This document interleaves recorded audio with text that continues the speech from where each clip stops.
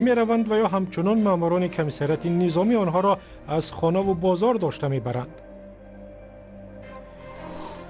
یک ساکن ناحیه حصار پس از 25 سال از گذشت مرگ پدرش در زمان جنگ داخلی خواسته است دادستان عاملان مرگ پدر را پیدا کنند و جزا بدهند. دختران تاجیک از شوخی های ناجا، حرف های ناسزا و رفتار درشت جوانان در کوچه های شهر و ناحیه ها به داد آمدند. آچه شما با داماد در کار نیست؟ میسا هم خیلی میگویم از صبر منتر باشه ای دخترک نامی را تنمی که بینیم یک آنجا در بشینیم. تفصیل خبرها. در تاجیکستان موسم تیرماهی دعوت به صف نیروهای مسلح ادامه دارد و بعضی از جوانان با شروع این موسم به مهاجرت کاری به روسیه می روند. بعضی که پول بلیط ندارند و به دانشگاه شامل نشدن ناچار برای خدمت به صف نیروهای مسلح می روند. از بس که گزارشات درباره بدرفتاری در ارتش تاجیکستان زیاد است، شماره داوطلبان خدمت در صف نیروهای مسلح چندان زیاد نیست. گزارش را در این باره همراه می بینیم. آن را دارم که خدمت نقص و پیلو نکنم و با صبح سلامت و نزد ما مادرانه که چشم انتظار ما فرزندان گشته بیاید. باقیگل پسر دومی خود را به ارتش میفرستد و انتظار است که فرزندش بعد از 2 سال صحت و سلامت برمیگردد. نگرانی مادر از صحتی فرزند هنگام خدمت را از هر مادر در این مراسم گسیل در قرغان تپه به تکرار میشنیدیم. میرم رو به اختیار خودش زن داره فرزند داره میرم خدمت میکنم برای وطن.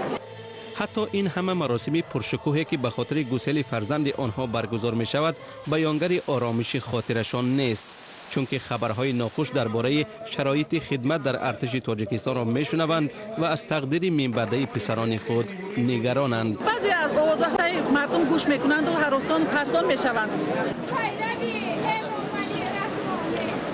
ما جوانان نکفور زمان شاد از وحدت و استقلالیم. 2 سال می شود که در ختلان مراسم دعوت جوانان به صف قوه‌های مسلح با شکوه می گذرد. به این شیوه گسیل جوانان به صف نیروهای مسلح اصول دوران شوروی بود که ایدئولوژهای فعلی آن را نسخه برداری کردند. مکتب بزرگ تربیت اراده، جسارت، شجاعت و وطنداری به حساب می رود. به این وسیله مقامات میخواهند آبروی ارتش را در میان مردم بالا برند و اضطراب آنها را نانمایان کنند.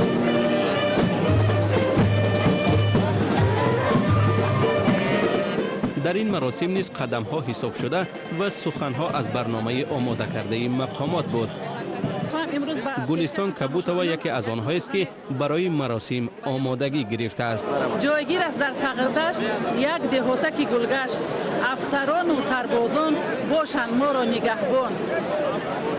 بچه شما در سغردشت؟ در آوان شوروی تاجیکان را به سیبیر و اروپا میفرستادند و برگزار کردن مراسم منطقی بود.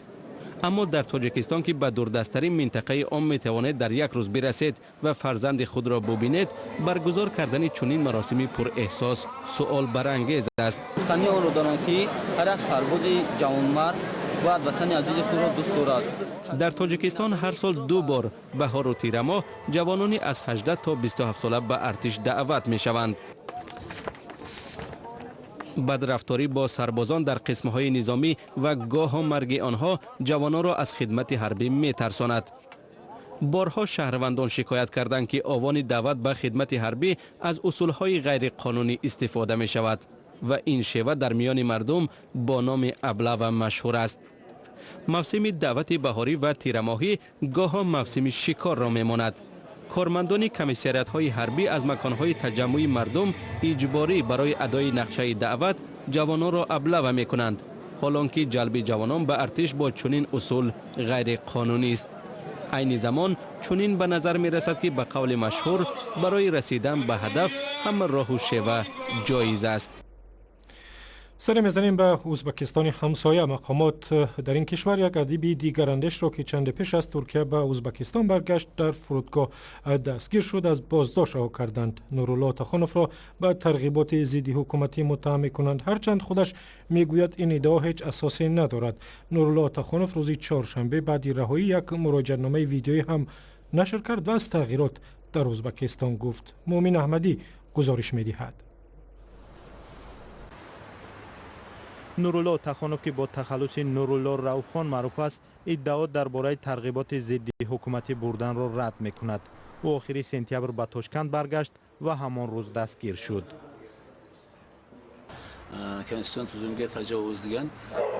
فکر میکنم که یک خطا بود. محتوای کتاب من مخالفی کانستیتوسیون نیست. هیچ دعوت به ضد قانون اساسی ندارد. من درباره کمبودی‌های سیاسی گفتم. کوشش کردم نشان بدهم که خطا میکنند. من برای آزادی بیان تلاش کردم، چیزی که در قانون اساسی هست. تخانوف اولین دیگراندیش ازبک است که بعد مرگ اسلام کریموف رئیس جمهوری پیشین در سال 2016 به ازبکستان برمیگردد. او 2 سال پیش کتاب با نام امروزها نوشت و سیاست‌های دولت را تنقید کرد. فروش کتاب در کشور ممنوع شد. مؤلف را به ایجاد خطر به امنیت ملی متهم کردند و امر بازداشتش را دادند. روز 1 اکتبر رها شد ولی معلوم نیست که با او چی میکنند.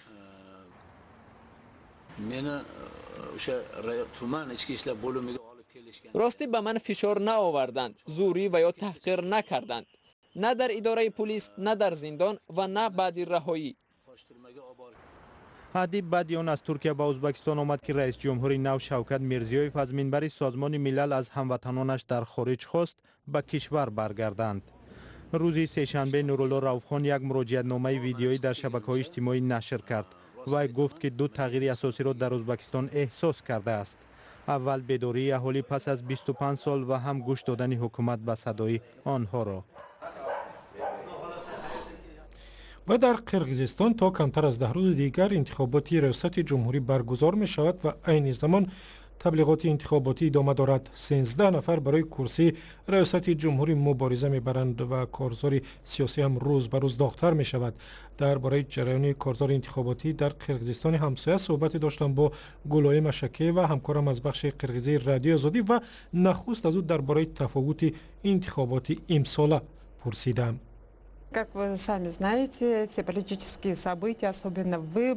طور خود شما میدانید در قرقیزستان چهاربینی‌های سیاسی به خصوص انتخابات بسیار پرشدت صورت میگیرد.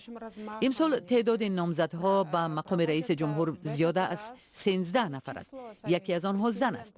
حالا کارزار تبلیغاتی نامزدها ادامه دارد و به اوج خود رسیده است. از میان 13 نفر رقابت اساسی بین 2 نفر است. یکی از آنها نامزد طرفدار حکومت و نخست وزیر سابق سورونبای جینبکوف است که همچون یک سیاستمدار آبرومند شناخته شده است. نامزد دوم صاحبکار جوان و یک فرد ثروتمند قرقیزستان وکیل پارلمان آموربک بابانوف است. او هم تقریبا 1 سال نخست وزیر بود. حالا بین این 2 نامزد مبارزه سخت ادامه دارد. بقیه این نامزدها معرکه‌های تبلیغاتی نچندان فعال پیش میبرند و عینی زمان در بینشان صحبت‌هایی هست که کدام نامزد قوی را دستگیری کنند. این اندیشه هم وجود دارد که ممکن است انتخابات به دور دوم کشیده شود، زیرا در دور اول کسی به قدر کافی شاید رأی نگیرد. گزارش‌هایی هست که در جریان انتخابات حتی عنصرهای جنایی و یا مقامات امنیتی دخالت می‌کنند. در این باره بیشتر می‌گفتید تا کجا واقعیت دارند؟ Но, к сожалению, вот криминалитет был и остается такой активный. متاسفانه عنصرهای جنایی همچنان یک بخش فعال در جامعه و حتی در بین سیاستمداران قرقیزستان باقی میمانند.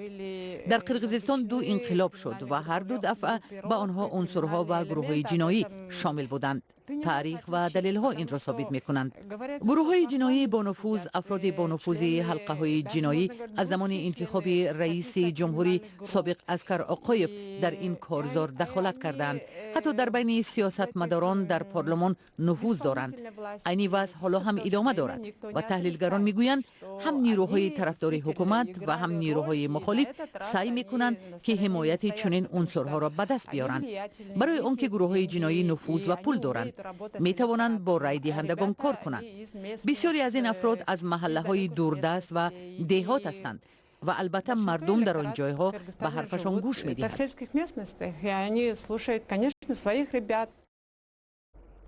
گفتگوی کامل در این باره در وبسایت azadi.org به زودی نشر می شود.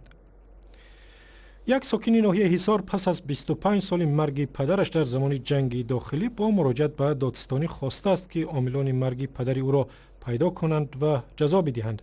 بدرالدین سفرعلیف میگوید پدر روحانیش را که امام مسجد بود گروهی از افراد مسلح قتل کردند و او ادعا دارد که مقامات بلندپایه ناحیه حصار در آن زمان از این کار با خبر بودند. میرزا نبی خالقزاد برای پیدا کردن جزئیات به ناحیه حصار رفت. دادستانی شهر حصار عریضه یک ساکن این ناحیه را مورد سنجش قرار داده است که می‌خواهد با گذشت 25 سال از مرگ پدرش قاتلان آن آشکار کرده شود و به جزا کشیده شود. تاریخ 26/09/17 سال پروکراتورا دا عرضه برای کشتار پدرم سپاریدم. بعدی تفتیشات معلوم شدم، بعدی پرسیدن شاهدا با دلایلی که داشتم روزی دوم دا باز سپاریدم. در حال حاضر دادستانی ناحیه حصار میگوید که واقعا این سنجش آغاز شده است ولی به خاطر سری تفتیشات آنها از جزئیات این مسئله خودداری میکنند. در عریضه این ساکن حصار از جمله ذکر شده است که یکی از نفرانی که در کشتار پدری او گویا دست داشته‌اند این سابق رئیس این ناحیه جمال الدین منصورف بوده است. اما در صحبت با ما جمال الدین منصورف در صحبت حضور تاکید کرد که به هیچ صورت اون به این کار دست نزده است و اصلا آگاهی ندارد و این یک تهمت در نسبت او است که میخواهند با این راه آبروی او را ببرند. بیننده ارجمند، ما این قضیه را پیگیری میکنیم و در صورت گرفتن واکنش و جواب مقامات شما را حتما در جریان میگذاریم. طوری معلوم در سالهای جنگی داخلی تاجیکستان هزاران نفر کشته شدند و قاتلان بسیاری از آنها معلوم نیست و پرونده های زیادی آن زمان هم تا حال ناکشاده باقی ماندند. در تاجیکستان شکایت از رفتار پسران زیاد شده است که دختران لباس اروپایی پوش را آزار میدهند و یا در کوچه ها با آنها حرفی ناسزا میزنند. اما نه فقط شکایت دختران اروپایی پوش بلکه هر دختر دیگر که در کوچه شهر یا به درس یا به کار می رود از رفتار ناشایسته نسبت خود شکایت دارند. همکاران ما در دوشنبه به کوچه ها برآمدند و پرسیدند که چرا جوانان تاجیک چنین رفتار می کنند. با لباس دلکش و زیبا در مظهر عام ظاهر شدن دختر تاجیک میتواند صدها نگاه‌های بد و شهوت‌آمیز و لقمه‌های ناراحت کننده را به بار آورد. دختران تاجیک که لباس ملی نمی‌پوشند صدها بار این را در خود تجربه کردند. کورتای اروپایی در وطن داشتم، کمتر دراز نبود، کمتر کوتاه‌تر بود و از طرف مردم کمتر گویم که عقیده‌های положительно نگرفتم.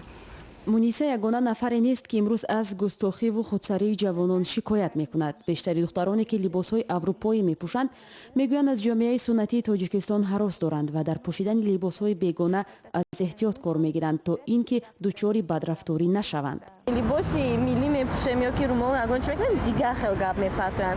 اول ساوریمه نپوشیدگی باشن تماما دیگه خیلی گپ میپرتند. چی میگن مثلا؟ اونجا چی میگن؟ اینجا چی میگن؟ خیلی لباسی ملی پوشیدگی باشه میگن و این تا دختره من آچه شما با داماد در کار نیست. مثال هم خیلی میگویم از ساوریمنتر باشه ای دخترک نامیرو تنامی تی بینیم یگونجا دا بشینیم.